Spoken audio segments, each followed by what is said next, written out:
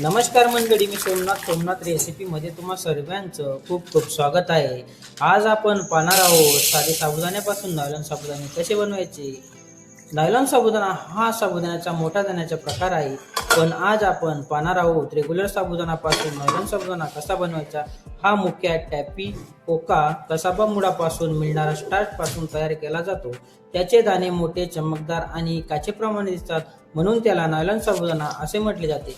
आज आपण साधे साबुदाण्याचे नायलॉन साबुदाणे बनवणार आहोत।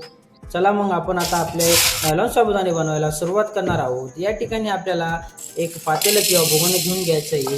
याच्यात तुम्हाला जेवढे साबुदाणे ॲड करायचे तेवढे तुम्ही करू शकता। त्याच्यानंतर तुम्हाला याच्यामध्ये पाणी ॲड करायचे। पाणी ॲड करून झालं का त्याला एका पाण्याने आपण आता याला चांगलं असं मिक्स करून हे पाणी आता काढून घेणार आहोत।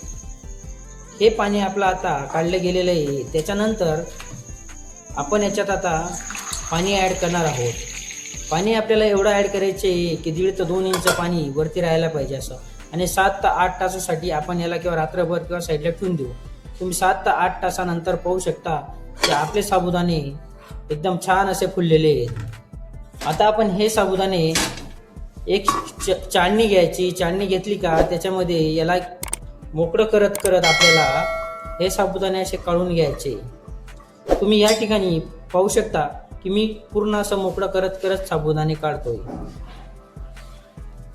या ठिकाणी आपले साबुदाणे काढले गेले आहेत, आपल्याला जेवढं चाळणीमध्ये लागतं तेवढं, आणि आपण असं मोकळं केलेलं आहे तुम्ही पाहू शकता। आता आपण एक कढई गॅसवरती ठेवलेली आहे। गॅस मी लो मीडियम ठेवलेला आहे। याच्यात तुम्हाला 1.5-2 ग्लास पाणी जसं ॲड करायचं तसं ॲड करा, आणि त्याच्यानंतर ही चाळणी आपल्याला याच्यावरती ठेवायची। ही चाळणी याच्यावरती तोपर्यंत ठेवायची जोपर्यंत आपल्या साबुदाणा काचेसारखे होत नाही, तोपर्यंत हे छान असे आपल्याला हे साबुदाणे वाफून घ्यायचे। तुम्हाला दिसतंय की आपले साबुदाणे एकदम छान असे काचेसारखे दिसत आहे। त्याच्यानंतर एक टब घ्यायचा किंवा तगारी घ्यायची, त्याच्यात पाणी घ्यायचं थंड, म्हणजे रेग्युलर पाणी घ्यायचं, आणि त्याच्यात हे साबुदाणे चाळणी ठेवून द्यायची आणि याला पाण्यातच मोकळं करायचं। पाण्यात मोकळं करायचा फायदा एकच आहे की चिटकत नाही, काही नाही, एकदम छान असे मोकळे आपले साबुदाणे होतात। या ठिकाणी तुम्ही पाहू शकता आपले साबुदाणे काचेप्रमाणे दिसत आहे। वरून तुम्हाला चवीनुसार आपण मीठ टाकून देऊ।